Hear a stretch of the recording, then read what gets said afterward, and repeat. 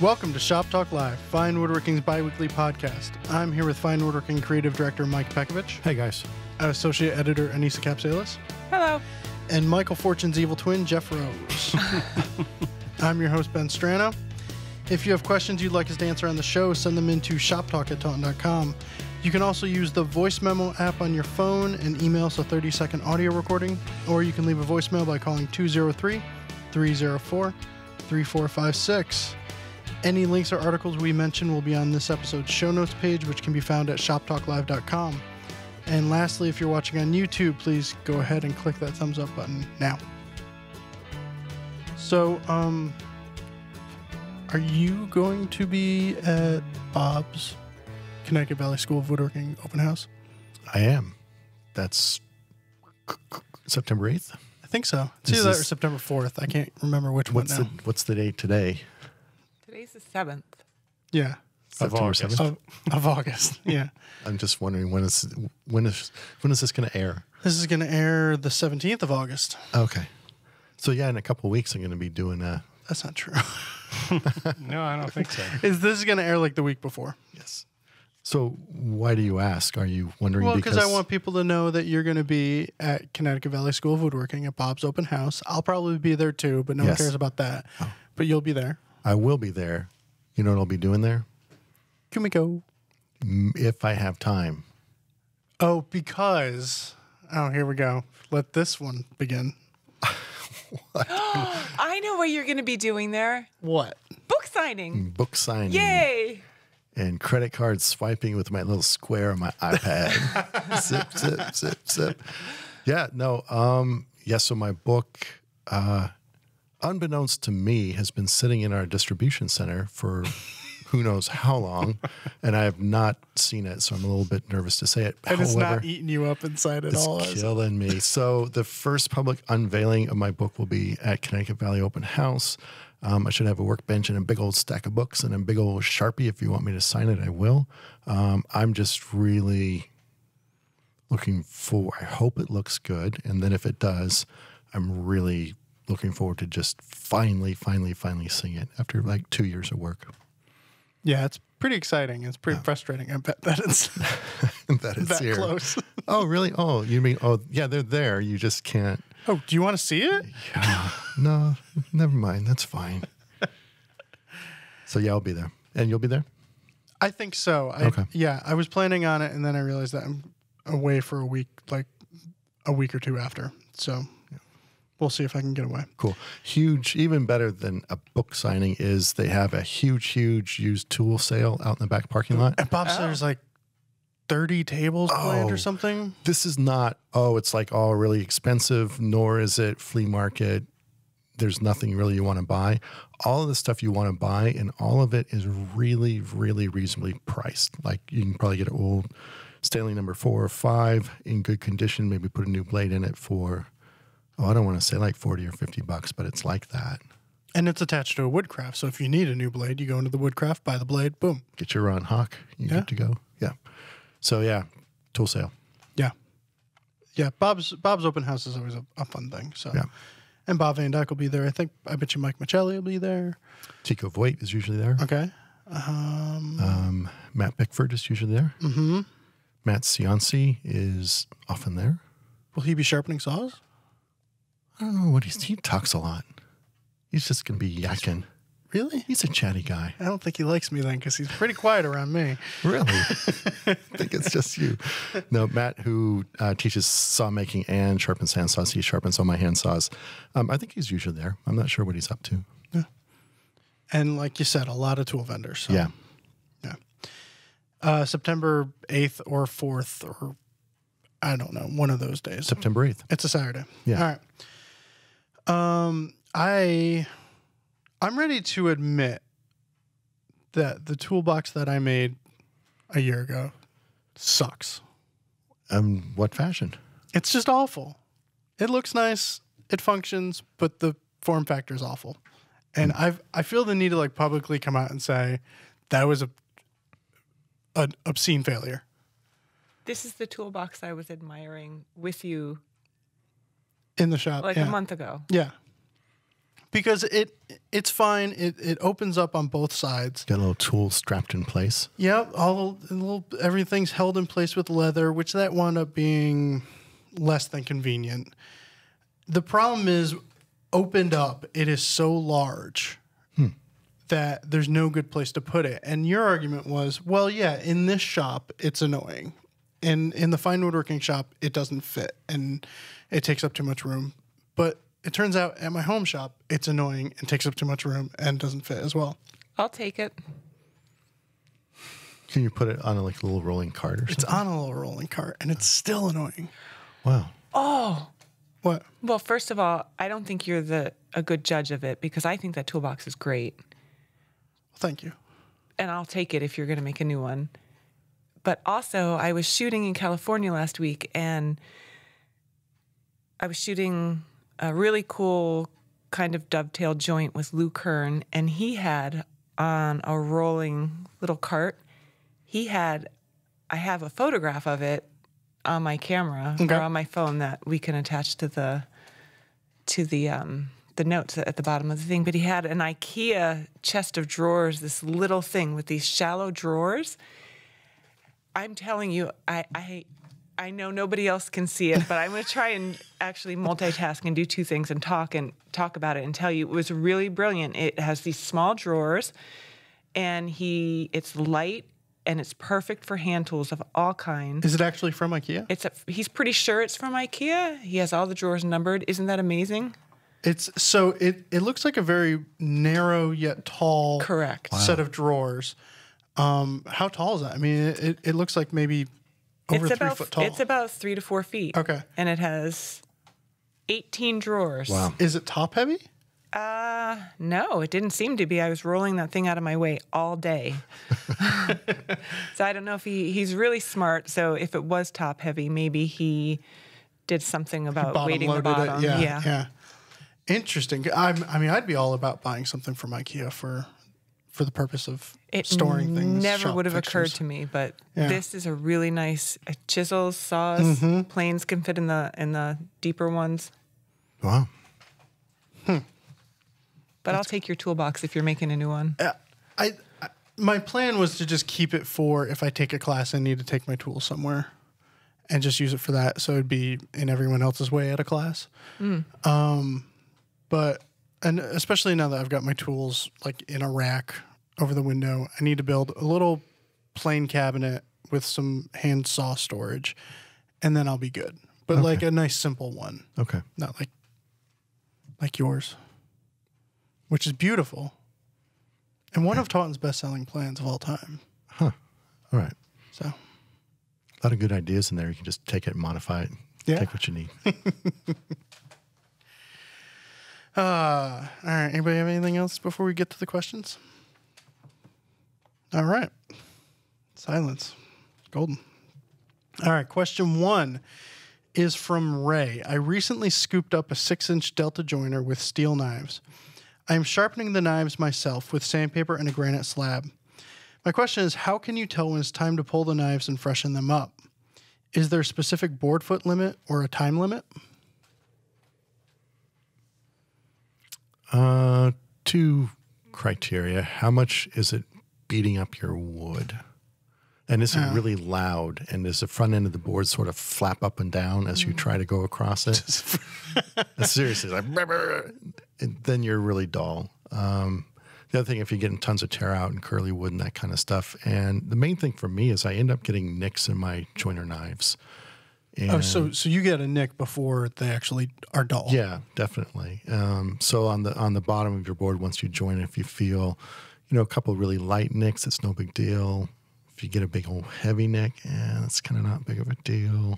Get a couple heavy nicks, and you really have to what happens is you go through it and you have these ridges on the bottom. So when you joint it again, it's not sitting flat on your infield table of your joiner. It's actually kicked up by those little ridges. And if they're off center, you end up planing a bevel onto your board because of those, unless you scrape those ridges off after every single pass, which I keep a card scraper in my apron pretty much for that task. But yeah, when it gets too cumbersome, usually it's the nicks that drive me to spend half an afternoon changing my joiner knives because I hate doing it. I feel like a 6-inch joiner would be harder to tell. Like at the shop, we have a 16-inch joiner, so it's like, oh, I'm just going to pass a 14-inch board over it. And you know when the knives are dull because John Tetra was in there before you. Or passing barnwood, dirt-covered barnwood over everything. But it's a lot harder to push the board over. Yeah, definitely. But that's a really wide board, so there's a lot more friction being made. A 6-inch joiner, I've never operated a 6-inch joiner. I will be soon because that's what I have at home. But do you have a segmented head on your joiner? Mm-hmm. On your jointer, you do too? That's why you're just sitting there nice and quiet. Mm-hmm. Oh, I don't know. This isn't a problem I have. I do, but the question is there a board footage or timeline? I don't think you can really quantify it by that because you're running different types of wood over it, and yeah, if you're in your shop every day, and as opposed to I only get out there once a week, or so I don't. That doesn't seem realistic to me to try and set a board footage or a time amount. You kind of have to go by feel, the way you do with a table saw blade. Yeah. You can hear it, you can see the results, you can kind of feel it like you're talking about. Table saw blade's really obvious by feel to me, more than anything. More of a drag to it. Yeah. Yeah. And more burning. It's never, it sneaks up on you. And then when you change your blade, it's like, oh, I should have done this months ago. I run tons of white oak on my 8-inch joiner at home. I don't think I've changed those blades in the last year. And they're fine. Like I said, I got a medium small nick and a small nick at the moment, so I am sort of I should be scraping the bottom of my board after every pass. I don't always. Now don't you have like the interchangeable blades? Kind of, yeah. Yeah, it's an old Delta 8-inch joiner where it used to have the springs and the knives, and you had to have this magnetic jig and set it, then reset it. I changed it out for some disposable knives that come with a knife holder, and you set the knife holder to a certain height, and then your blades just pop in, and you can flip the blades over because they're two-sided, or change them out because it's always registering off the knife holder. So the knife, you don't have to like reset everything. Do you sharpen them or you just throw them out? No, you just throw them out because it's dependent on the width of the blade. I mean, so you can't sharpen those because it'll change the height of the blade. Okay, so it won't work in the jig. Right. Okay. Yep. Now, if you did have sharpenable straight knives, would you send them out to sharpen? Oh, yes. Or always. would you do them yourself? I sharpened mine once, and I wouldn't do it again. Because on an 8-inch joiner knife, I mean, that's pretty wide, and it needs to be really, really, really flat. I was using this weird kind of jig where it's sort of the blade clamps in, and there's like a little wheel or something on the opposite end to sort of allow you to kind of sharpen it roughly flat. I think it worked okay, but that's one of those things I tend to send out. Yeah. It's not expensive to get them sharpened. I feel like it's $15. Well, the time thing. Yeah. Like if you have 2 sets and then you're dull and you go to put your fresh set in and you realize that's been dull for 6 months and now you have 2 dull sets, that's what kills me. Because if I'm down without a joiner for a few days waiting for them to be sharpened, or a week, that's a bummer. Yeah. Yeah. Well, so we don't have a good answer for you, but Mike nixes first and Anissa drives a Cadillac. And I've only ever worked on a 16-inch joiner, so I'm not going to complain either. All right. So question number 2 is in 3 parts because we had almost back to back 3 questions on the same subject. So I figured we might as well knock them all out in one fell swoop. So they're all about fuming. And I thought it might be a good idea to explain fuming first.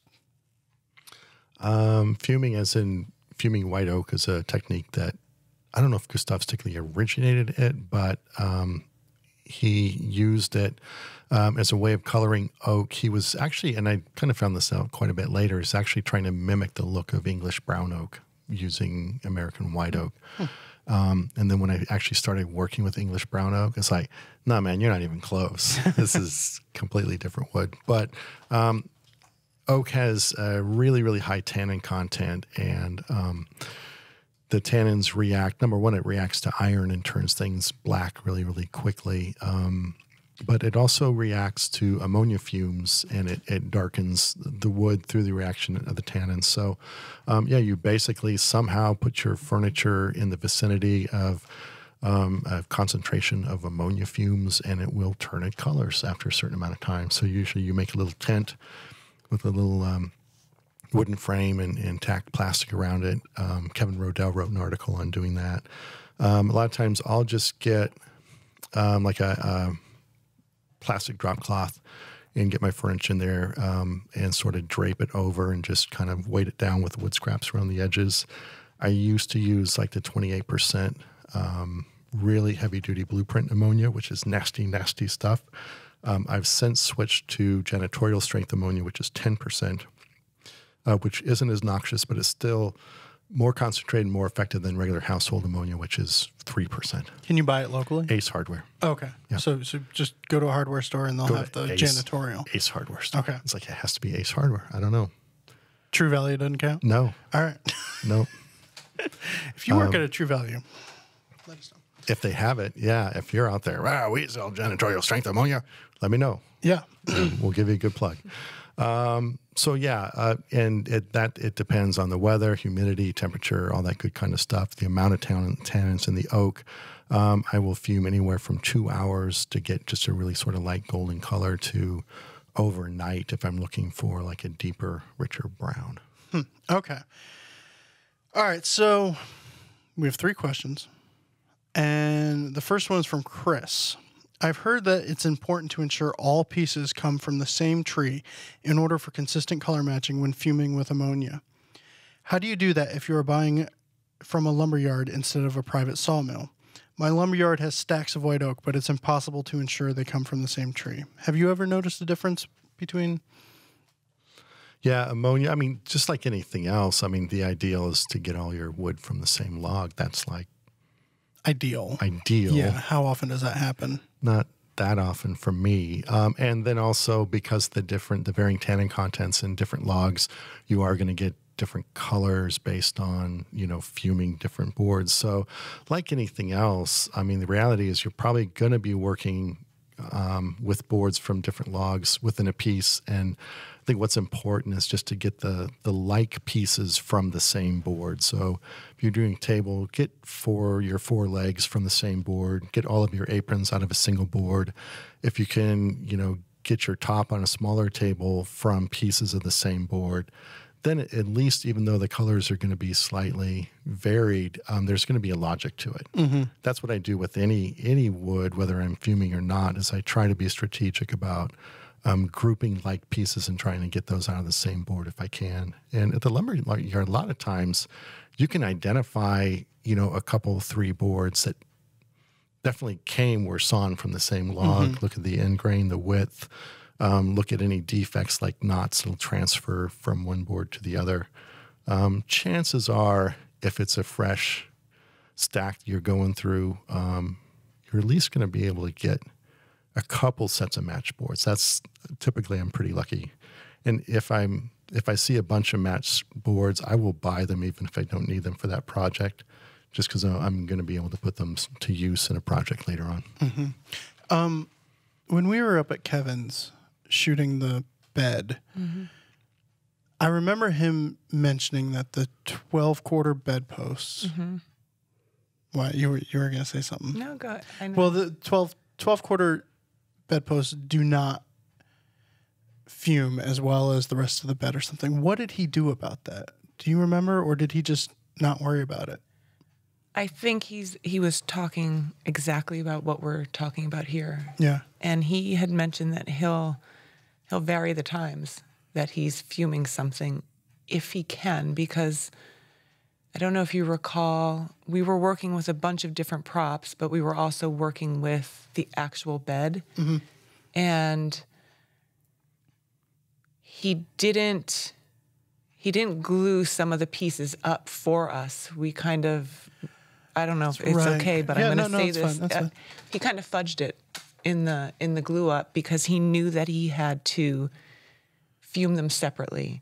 He had to fume, I think it was the post longer or not as long as the other parts. I remember Yeah. there being some variable about that, and I Yeah. couldn't remember if he just said, like what you were saying, the posts at least will match because they're probably from the same board. But you're right, he didn't glue those up so that he could fume them separately. Right. So he would, again, I don't remember if he was fuming them for less time or more time, but he was going to try and match the two different batches of oak. I there was a couple of stories about fuming that came out of that where The U-Haul truck. you tell it. You're going to tell it better. That's it. I think Mike was actually there for it, right? No, but I've heard about it. You've heard yeah. the story too, that he just rented a U-Haul truck to fume in the U-Haul truck, and he just put all the pieces in the back. It was a huge job, I guess. He put them all in the U-Haul truck, put the ammonia in, and closed the door and went back, I think, the next day or something. Yeah. That's brilliant. It Yeah. would work. And then I also asked him when he fumes in his shop because, it's a communal area. It's a that's shared right, yeah. shared building, and he hooks up an exhaust hose to a shop vac, Yeah. sticks that under the tent when it's time to get rid of the ammonia fumes, Right. or takes the input hose. Are these the right terms? The input to the vac. Puts that in the tent, sticks the exhaust hose out the window to exhaust the ammonia okay. fumes outside. And it was like, that's brilliant, because you don't want to open that up in this small area and just let it go. Right. And So- the people at the Thai restaurant upstairs don't mind at all. I may have used the Fine Woodworking Shop's dust collector to excavate ammonia fumes from a project I had done in there. Maybe. But statute of limitations has long passed. But it works really well. And it's like, well, it's not flammable. It's not going to do anything. And our dust collector is like in this little kind of room outside of the main building. But it worked. That did work really well because I was using the really smelly stuff at that time. Nice. But ammonia dissipates really, really quickly. It basically turns into water, I think. Yeah, it's like Sure. I love throwing those out. Yeah, we're gonna get called. No, actually, Yeah. So yeah, We never get called out and stuff like that. never. Yeah. All right. So the second part of the question: when fuming, this is from John. When fuming, do you pre-finish panels before glue up so that they do not reveal unfinished wood during seasonal changes? If so, how do you fume the rest of the door or the frame and panel? Kind of what Anissa said. A lot of times I'll dry fit everything and fume it, just because it suspends all the pieces like in the air. They're not all like laying on things. I'll do that often because I like to pre-finish a lot of my parts before glue up just to minimize squeeze out and the effects of squeeze out. And it's a lot easier to pre-finish parts than it, when they're apart than together. So definitely I'll just dry fit, fume it, pull it back apart. Would you dry fit it with the panel out so that the whole thing gets fumed, or are you not that worried about it? The ammonia, it finds its way into things quite a bit. It's not like milk paint or something where there's an obvious line. No, it's not. No, I used to just throw a plastic tarp over all the parts, and I didn't even care where the tarp came in contact with the piece itself. But after a while, my imagination thought I saw little light areas here and there where maybe the plastic was touching. So I do a better job now of making sure that I'll just make up some really, really quick kind of weird frame-ish kind of a thing to kind of make sure when I put the tarp over it, it's like not touching the piece itself. All right. And the third part of the question is from Vince. I am fuming white oak on a hanging shelf. My test boards look darker after 30 hours in the box, but they have a bit of a greenish hue to them. I was hoping a coat of Waterlocks would make the color a bit warmer, but it didn't quite get there. Is there another wiping varnish or maybe a dye additive that the pros would use to warm up the color? It is a problem. I hit everything with a coat of garnet shellac which will warm it up, and then hit it with Waterlocks, which is the most amber colored of the wiping varnishes. So that gives it a warmer tone as well. And garnet shellac, I mean, you're buying that in flake form, right? Yeah. Yeah. Okay. Yeah. And that will do it. Then the other thing I can do is you can get asphaltum, otherwise known as gilsonite, otherwise known as unfibered roofing tar from home centers. You can buy it in art supply stores as an acid resist for etching plates. It's And you have to get basically a robin's feather. it's basically tar. It's like thick, goopy tar. It's one of the ingredients in traditional stains and stuff. But it is soluble in paint thinner. So I'll like put a glop of asphaltum in a jar, fill it halfway up with mineral spirits or turpentine or paint thinner, and to dilute it. And then I have like this, it's basically like this really kind of dark stain, but I tone my Waterlocks with that. I'll add that to my Waterlocks. Okay. And it'll just give it a really subtle, sort of a nice brown tone to the Waterlocks. That does two things. It warms it up a little bit. It also unifies boards that have been sort of slightly mismatched in terms of the darkness from the ammonia. I'm not selectively staining this and that, but I find like an overall tone on top of everything will kind of harmonize everything. So, And you had some dye recommendations, right? Coincidentally, when you sent these questions, I was with Nancy Hiller. And I was talking with her about this, and she said she never fumes. She has never fumed. Really? She doesn't fume. And a while back, she and I did an article on an original arts and crafts finish. She credits two finishers, Terry Masacci and Jeff Jewett. She kind of combined their techniques and then added, I think, amber shellac to the mix. And she said it's a 5-step process, but she said it's really painless. And if you look at issue number, what is this, 193? Yeah. There's a how-to on how to make the cabinet, but there's also an article on her finishing technique, which looks fantastic. it looks really, really good. It looks really authentic, and I watched her do it when I was shooting, and it was as painless as she says. Yeah. I watched her do that as well. That's right. Yeah. That must have been like your first travel shoot or something. It was. Yeah. So it's using dye and stain and shellac and polyurethane and gel stain. So I mean, but you really have control over the whole thing. You then. do. That's do. one nice thing about using. Yeah. I mean, the two basic things with a really open grain wood like oak is usually it's sort of basically a 2-step process in terms of colorants, but it's a multi-step in terms of you typically have a dye that's staining the wood other than the pores. In this case, it's a I don't know what it is. It's some sort of a dye or dye stain. Then it gets sealed, and then she uses a glaze, which then gets into the pores themselves. And it's always that, it's kind of a 2-step process because you need to account for both of those aspects of the wood to get the color that you want. So, yeah. And you had sent me a link to another article that was this in reference to this question? It was. It doesn't, on the surface, it doesn't seem to really have a direct connection. It's the recreating a shaker finish. The author was Linda Coit.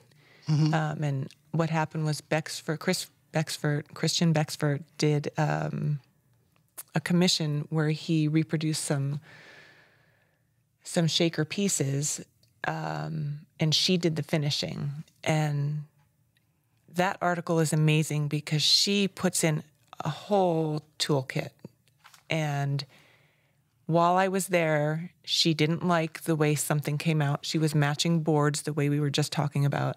She didn't like it. And before I knew what she was doing, she was getting rid of the entire finish and starting again. And at first I was like a little sanding shocked. off what she had done? Or? I don't even think she sanded. I think she put a chemical on it to take it off. I can't remember what it was. We're going back a really long time, but I watched her just wipe off the whole finish and start all over again. It didn't faze her. She was completely comfortable doing that. And I think she talks about it in the article. So it's just the toolkit that she gives you is a really good way of experimenting with different things that you might not try, and also gives you a little bit of courage to, if you mess up, just go back a few steps and redo it. So that it's not really specific to this question, but this question reminded me of it, and I think it's really good stuff in there. I mean, that's a totally different skill set, kind of furniture restoration. Oh, yes. Yeah. And because she is an actual conservator or something, right? Yes. Yeah. Yeah. But this piece was not that. That she was trying to reproduce this finish. She wasn't restoring anything. It was a brand new piece of that Chris had furniture. made. Correct. Okay. Yeah. That's bravery to just.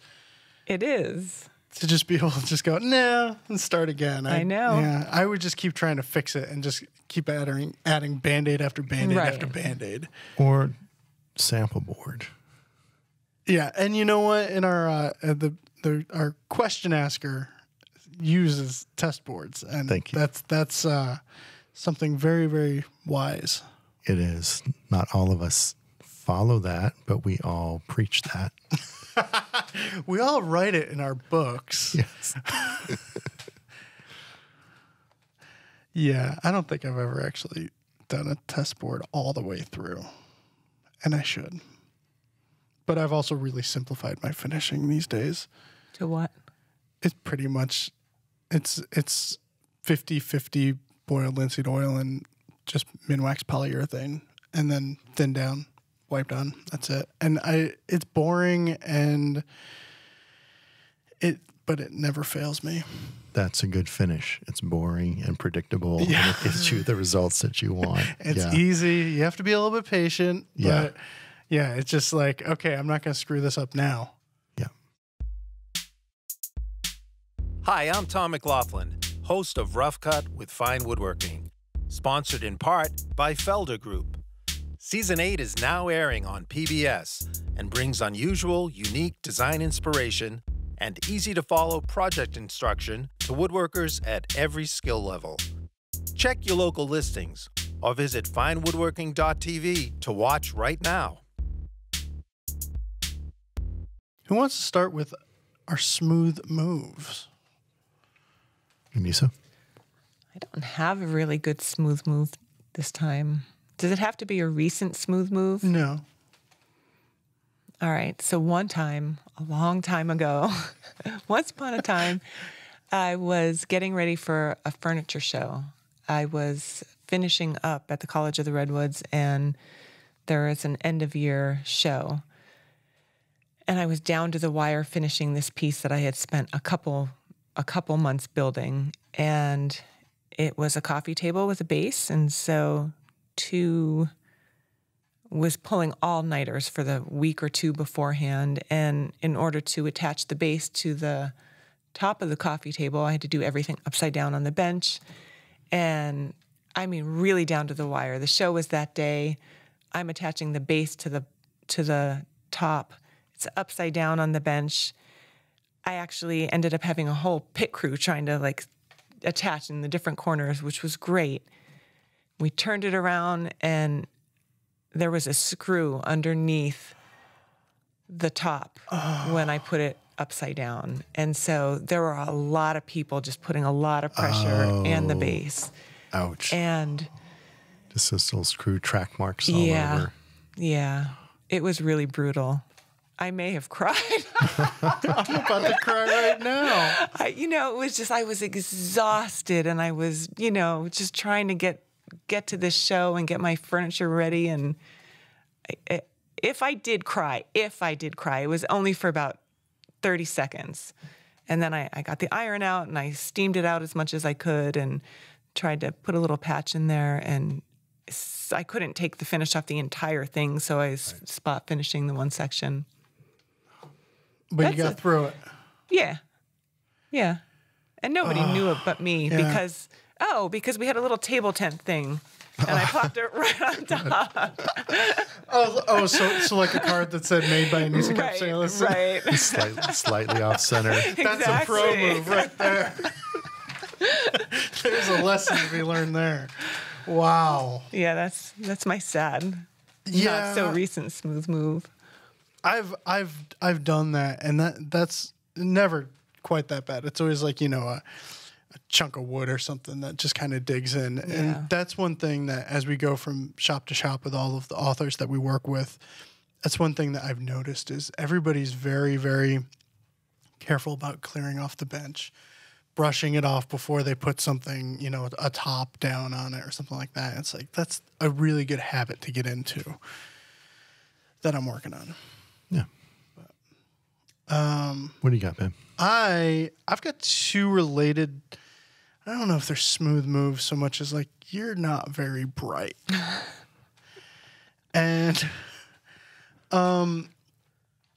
so I am making like a little sitting bench. And instead of turning the round legs, I decided, no, I'm going to use this as practice. I'm going to do the whole, start with a square octagon, using a draw knife and a spoke shave, take them round. And I was milling out the pieces, and I had a perfect board for it, and I'm milling it out, and every piece, all three of the pieces except one, were perfectly riff sawn.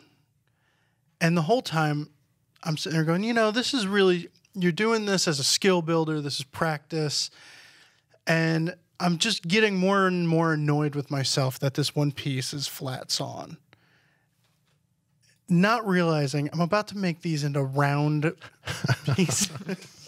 You're an idiot. There is no side to this. I'm sitting there going like, man, those are perfectly riff sawn. It's going to look so great, except that one. It's going to stick out like a sore thumb. And then all of a sudden it's like, they're going to be round, you idiot. Were you saying it out loud? Because when I walked into this room and you were by yourself today, you were talking out loud to yourself. you just look in and froze. Such an animated way that I was looking around. Is there somebody on the ground? Is there somebody behind you? Listen, you don't need to know everything.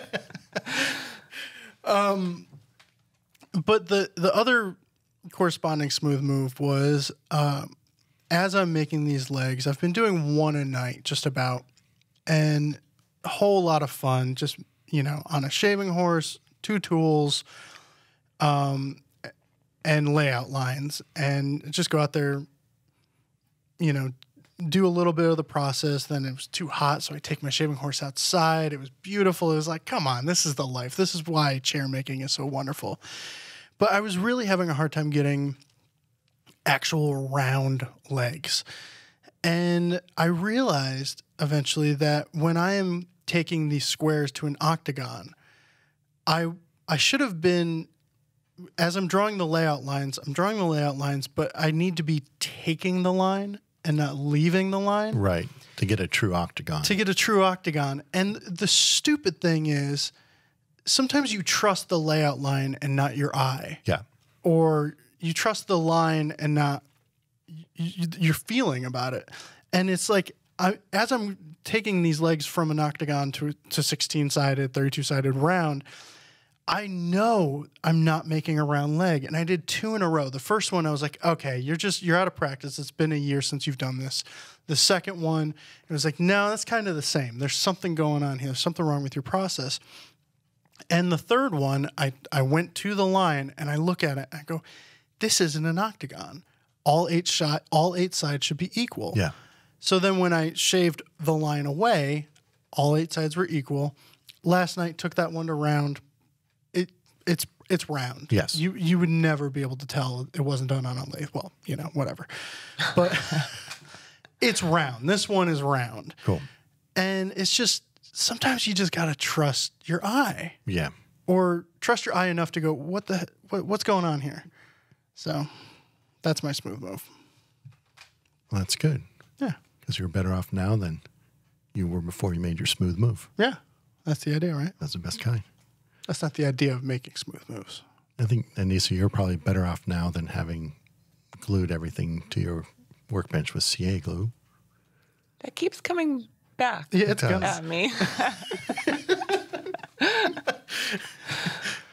And then somehow convoluting that story with the story you told about a friend who super glued eyelashes to their kids' eyes. And somehow all of this is coming together into a single memory image for me, where there's glue all over your bench and eyelashes glued to your kids all at once. Router mats glued to my kids. And the kids are spinning a bandsaw wheel by hand. Faster, faster. Nancy met my children yesterday for the first time, and before she got there before I had to pick them up, and she said, "I'm so excited to meet them." And I said, "Well, just be careful. Matt Kenny calls them feral," and he did so affectionately. But by the end of the night, she said, "I could see why you would say that." She said it's nice that they don't have the childhood squashed out of them yet, which is a euphemism for a man, they're feral. I like that. That's a very Nancy. Yeah. Yeah. All right. What do you got, Mike? Come on, you're avoiding this. Well, okay, this is a smooth move. I've been working on this project sort of in between all my classes that I've been teaching this summer. So it's something you work on, put down, work on, put down. It's this little tea chest on a base. The chest is pretty much done to the point where I'm ignoring it, and I was working on the base. So I followed my own advice where I did a mock-up, actually a pair of mock-ups out of pine to sort of dial in the proportions of the base. The smooth move is, I got to the second one, and it still wasn't quite right, but it's like, come on, that's 2 mock-ups. You're ready to go. So what are you going to make this base out of? And again, because it's this in-between project, I had the stash of 8-quarter English brown oak, which I've been hoarding forever and ever. I thought, that would be a cool base. So I kind of jumped from a mock-up base that was still a little bit heavy and bulky, but I kind of knew where it needed to go. So it's fine, that's close enough. Let's break out the real wood. And then as I'm making the base out of the brown oak, I was trying to be really conservative, and I just read the awesome Tim Coleman article on design where he's like, well, design doesn't, you started on paper, but the design process continues through the building. It's like, this is what I'm doing. No, it's Tim Coleman's fault. And it is. And some of Tim's recommendations is you leave the parts slightly oversized, so you can dial it in. So I thought, that's what I'm going to do. I'm going to leave all the parts slightly oversized, and I'll really dial in this design. I'm really happy with this. So I kind of got the base together. I put it aside, went to Indiana for a week, came back, and when I had a spare moment, I pulled out the base and put that little case on it. And I was like, oh my God, this is like the blockiest, ugliest thing I've ever done. It's like, Mike, what do you have in mind? What were you even thinking? And it's just like, well, I was just going to take it down. It's like, well, yeah, but nothing is even close to real. So that was like a really scary moment. I thought, well, okay, maybe I need to go to another mock-up. And it's just like, come on, get some woodworking done. Just do it. So it was a really scary morning where I just kind of had to trust my intuition because I kind of knew what I wanted this to eventually be and where I wanted to go. I started cutting down this brown oak, getting out my tapering jig on the table saw, taking slices and more slices and looking and cutting it down some more. And the feet originally had this really sort of over-exaggerated arch, which I thought was kind of cool, but like everybody on Instagram like hated it. And I thought, well, yeah, well, you don't know what I have in mind. But the more I looked at it, it's like, no, they're kind of right. So I was on the fly. I had these little feet that were still rectangular that I planned to cut an arch out of, and I was just sketching directly on the foot this profile I wanted. And it's like, I think that's cool. And it's like, fine, we'll go ahead and saw it. But how do I know it's perfect? Doesn't matter. Just saw it out. So as it progressed and as I got deeper and deeper into this, and the fear of ruining the brown oak was sort of, it's like it's either ruined now or it's not, just keep going. It actually started to get fun because I really was forced to trust my intuition, my first thought, and working on things. And after a while, it's like, look, if this isn't perfect, you're trying so many new things here, it's at least going to be a canvas for future ideas. And you're learning. Yeah. So the main thing for me is like the more risks you take in building a piece of furniture, you have to go on the next time you build something. But it's really hard to take risks because you don't want to screw up what you're working on. So I finally got to a point where it's like, oh, there it is. It wasn't like done. There's still burn marks on everything and things weren't shaped yet. But I could like finally see that finish line of what I was aiming for. So it worked out well. Then I further refined it. And it's like the legs were, there are variations between the legs in terms of the chamfering and the curving. And rather than pick one and make all 4 legs the same, it's like, no, I'm leaving them different. No one's going to know. But I can look at them later on a future piece and see which leg I actually like the best and then just do 4 of them that way on the next piece. So, so the Smooth was just jumping into real wood too soon before I had a real good idea what I was doing. And it just left me kind of hanging out to dry more than I would like once I was starting on with real wood. But it turned out to be a really good experience, and it's a lot of fun. And plus, this was not for a client. It wasn't for a class. It wasn't for an article. It's just for me. So it can just be whatever. Something you had mentioned made me think, though, is like I've been seeing on Instagram more commentary, more criticism than there used to be. Yeah. That where people aren't necessarily asking for the criticism. And I think that's like this weird area these days, because it's like everybody's excited to show the work in progress, but it's not necessarily where it's going or where it's, it's not ready for criticism yet. And I think when that gets interjected too soon, sometimes it can screw with someone's head. Yeah. And you move them off the path that they were going. Yeah, I've been posting this and the mock-ups, and just kind of having that open dialogue sort of in the text. And I think it did provide an opening for people to have their suggestions. It's like, I don't think those feet are working for me. And it's like, oh, okay. And it kind of stuck, but I was also like, I kind of know what I'm doing. And then like when I actually changed the feet, and then there was a post, oh yeah, that's working a lot better for me now. It's like, I'm glad you're feeling good about this, but it is. I mean, it's a public thing, but at the same time, and you feel like you're developing personal relationships with these people, and you see this piece in progress, and it's like, oh, what's he going to do? What's he going to do? Oh, okay, that's good. In my past career, I was a recording engineer, and I used to work with this one producer a lot, and he would be sitting there. He would nap on the couch in the room while I was mixing most of the time. And every couple of hours, he'd go, "Can I say something?" I go, "No." And he'd fall back asleep, and a little bit later, he'd go, "Are you ready for me to talk yet?" I go, "Nope." And then, eventually I go, "All right, what do you think?" He go, "Okay, I was really worried about where you were going with this, but you wound up fixing that." And it's like, I'm not ready yet. Please don't give me the notes yet, because in this world, it was you're thinking about the kick drum and I'm worried about the guitar, Yes. So it's not until someone opens up the line of communication towards criticism or creative input or whatever. How do you feel about that? Because it's an imposition if you don't want it, right? yeah. And even if you do want it, sometimes it's still an imposition. In that, it's like, If you ask for it, well, the person needs to be honest. No, if you ask for it, that person should say, well, what are you thinking? I don't know. What don't you like about it? I don't like that. What do you that's a good think? way to- Like, what are you thinking about a solution? Well, I was thinking about doing that or this or that.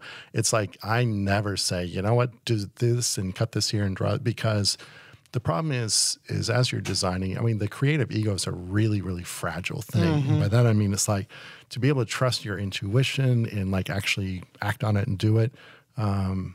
It's a really, really tough thing. You get into that headspace and you just got to kind of be by yourself. And so like getting comments from people, even though I had a clear idea of what I wanted to do, it did sort of take me out of that zone.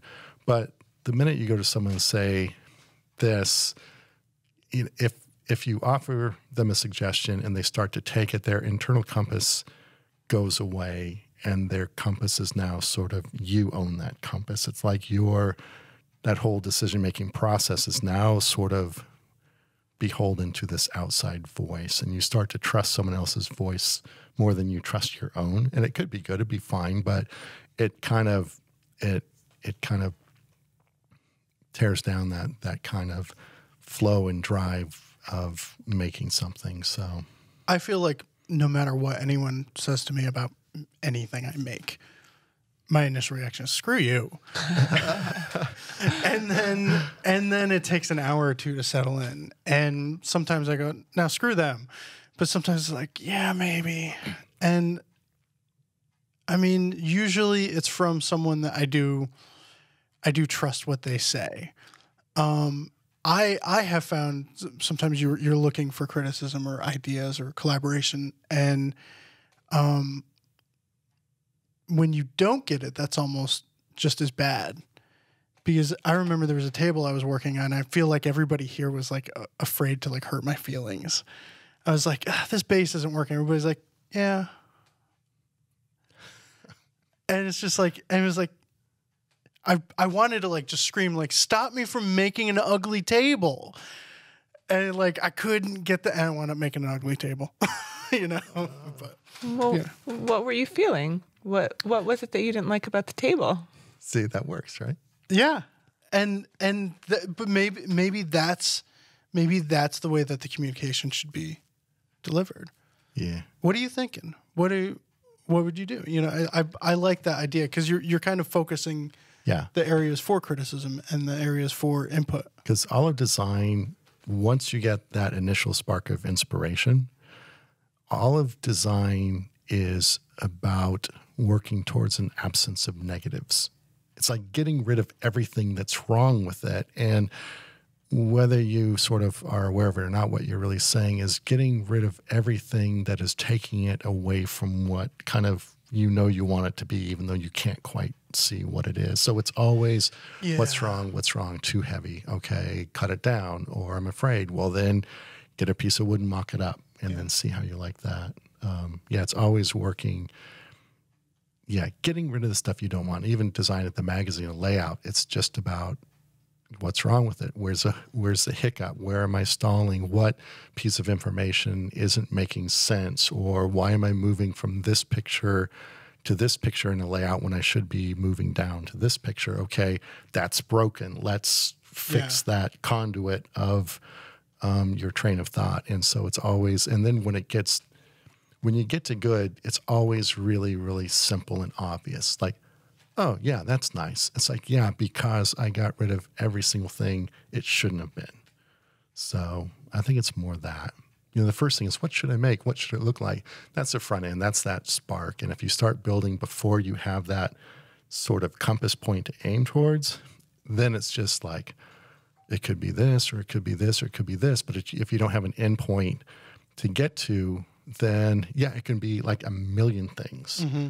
And all of them are sort of equal if they're neither taking you towards or away from what you're aiming for. So, but the important thing is having something you're aiming for. Yes. And knowing that. Yeah. And then that's the important thing. And everything else is kind of secondary. Yeah. Yeah. Yeah. Huh. And I built a lot of things where I started building before I really knew what it was. And the decision-making was, we'll try this, we'll try this, we'll try this. Huh, well, now it's this. What do you think? I don't know. Yeah. Maybe I'll, and it never became what it was. And sometimes you had a direct idea of kind of what it was, but then you didn't work hard enough with the mock-ups or anything. And then you're done, and then you look at it and you go, yeah, no, that's not what it was, but it's done. So... yeah. And I have to live with it because it needs to go in my living room, and that's the worst thing. And finally you get to the point where you get this spark and you work towards, and it's nerve-wracking. And then it's just like, oh, there it is. Like when you see it in a mock-up or a sketch, or you're working towards it. And then the final product, for me, it's most successful when it's just something that's familiar to me. Mm-hmm. It's like, oh, there you are. That's it.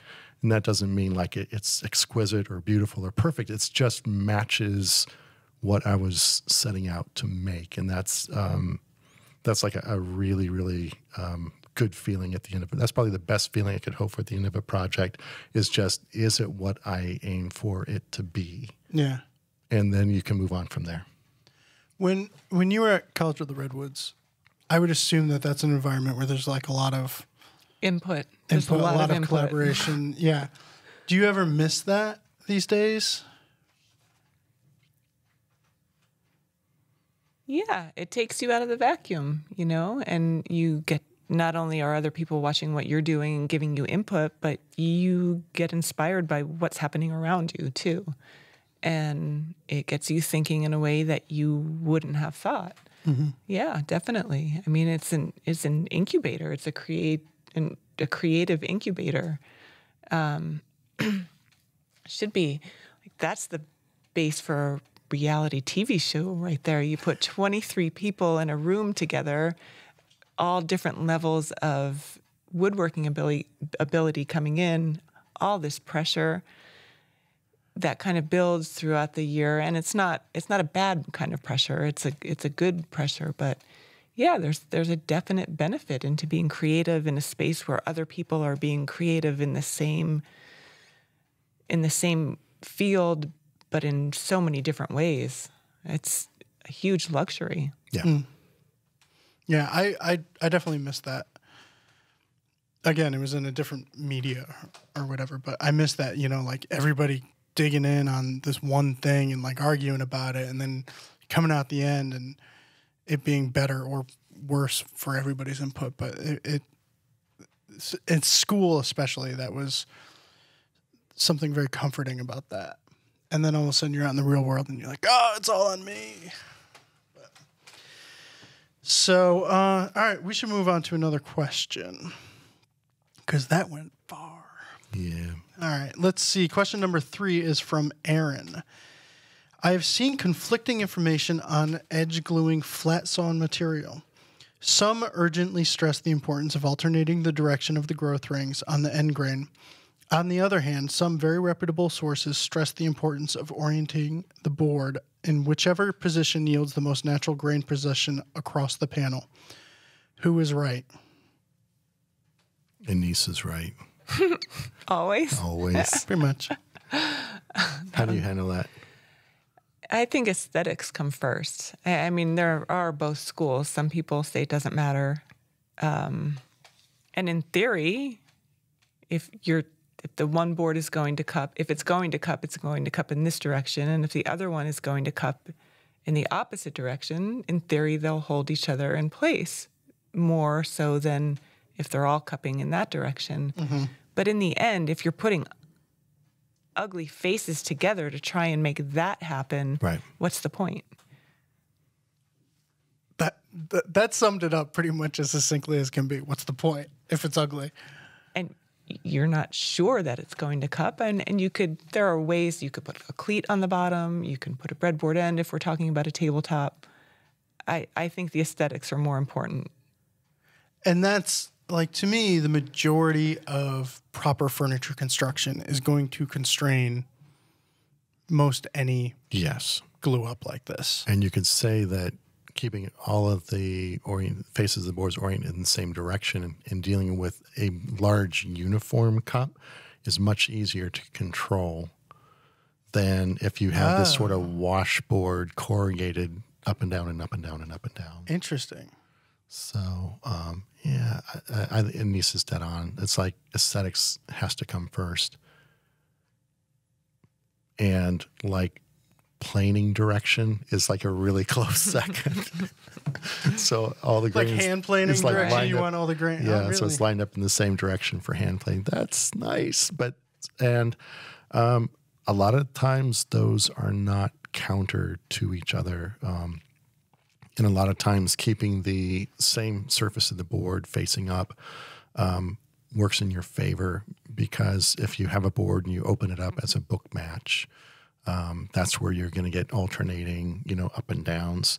And then also you get something where the chatoyance or the luster is going to be exactly opposite along those grain lines. So it could be a really beautiful visual grain match, but once you have your finish on it, you have this nice satin shine, and when the light hits it as you walk around it, half of that glue joint side is going to be dark, the other is going to be light. And as you walk around it, it's going to shift the opposite. So you're always going to have this light to dark luster difference at that glue line, even though the grain could be like a perfect match. And that difference in luster or chatoyance sort of runs counter to all this work you've been doing to try to make it look good to begin with. So you can use that in your intentionally for a really cool look, or if you want to avoid it, you can strategically avoid that as well. And then just understand that if you're gluing up a tabletop from 3 boards, it's 3 boards. You want it to look nice, but it's never going to look like 1 board, and it really shouldn't. It's still 3 boards. So do your best and make sure the rest of the table looks really cool. I don't think I've ever had the forethought to get the boards aligned for planing. I always have the regret that I didn't. You know, once you're planing something like, oh, I really should have thought about this. Really that deep one tear out just next to the glue line, so you flip it around and it gets just on the other side of the glue. Yeah, but I'm not there yet. But yeah, definitely, I do aim for aesthetics over anything. But yeah. So we obviously ran out of time for question number 4, which we still have not gotten to. We still waiting to learn how to spoon carve. That one is just going to keep getting kicked. That's kicking Just the can down the road. put it up front next Send time. in a spoon carver question. There. Because I want to be carving a spoon. I'm supposed to be carving you a spoon, I know. and I'm obsessing over it. If you could believe that. Okay. Yeah. I can believe that. How do I get on that list? All right. You're after Barry then. Okay. Yeah. Okay. Who's before Barry? You. Okay, it's just 3. Yeah. Okay. Yeah. But yours has been like months in the making. I know exactly what I want to do. So you're saying just anybody that wants a spoon can just email you and get on the Get spoon on the list? list. Anybody in this room can have a spoon. So Jeff is number 4. All right. So go into listener comments in regards to episode 169 from W. Bradburn on YouTube. It was my pleasure to be at Mark Adams School of Woodworking when Mr. Pekovich was instructing there recently. Though not in his workshop, seeing his presentation on the Tuesday night was inspiring. Thank you, Mr. Pekovich, for shaking my hand that week. Mr. Pekovich. Guess my dad was there. All right. And then on the website, we had from user 6567891, our good friend.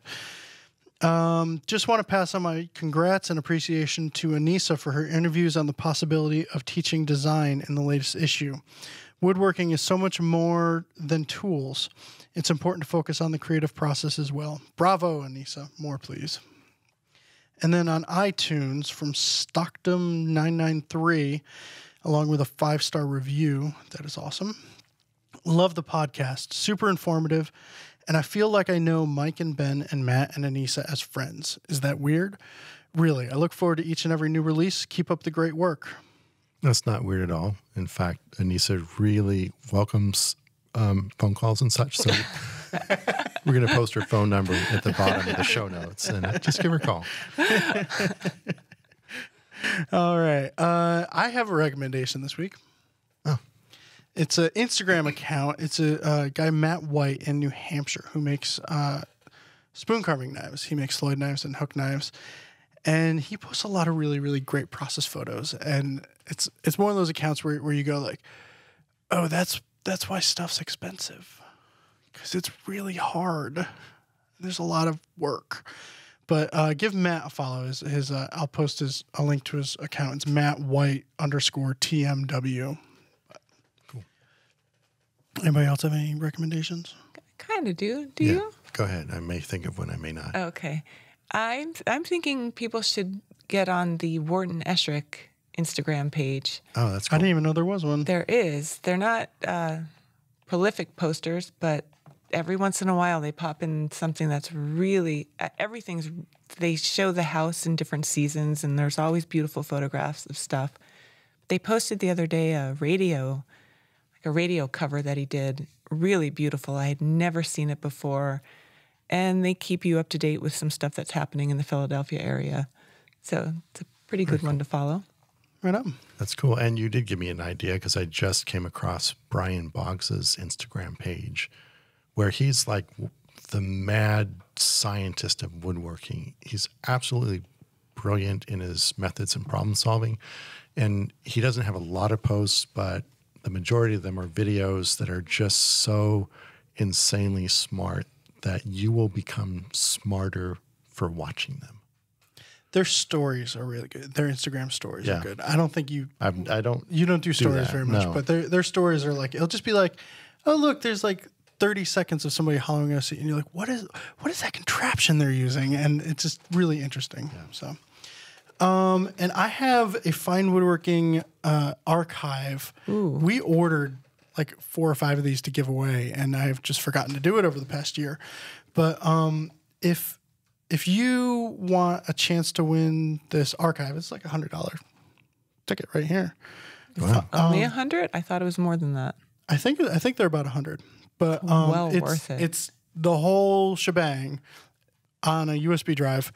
Head on over to Shop Talk Live and the show notes for this episode 171 and leave a comment.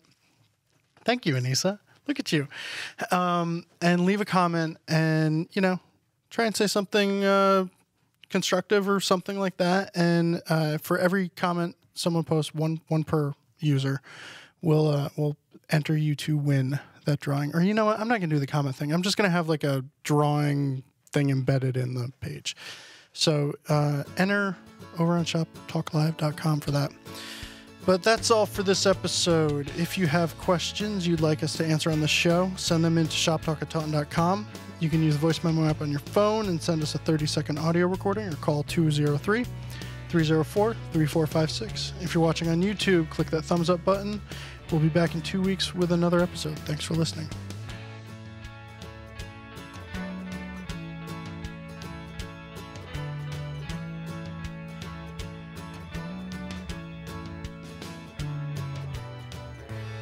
Ben, Hi. how are we doing? I'm doing fine. You ready for our bit yet? Our bit? Smooth moves. Yeah. Oh, you guys have a bit? Yeah, it's like, Abbott and Costello only I know. when working. Hey, Pekovic!